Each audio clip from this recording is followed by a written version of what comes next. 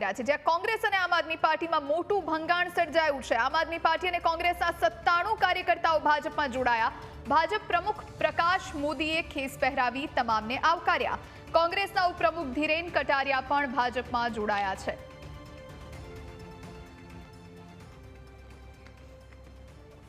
Party તેમજ કોંગ્રેસ પાર્ટીના અનેક કાર્યકરો જોડાયા છે। એઓનું ભારતીય જનતા પાર્ટીનો ખેસ પહેરાવી અમે ભાવભીનું સ્વાગત કર્યું છે।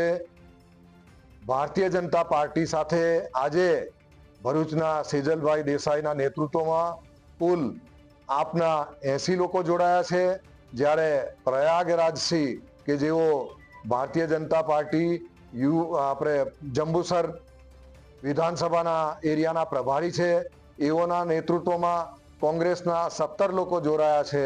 એમ કરીને કુલ 97 લોકો આજે ભારતીય જનતા પાર્ટીમાં જોડાયા છે।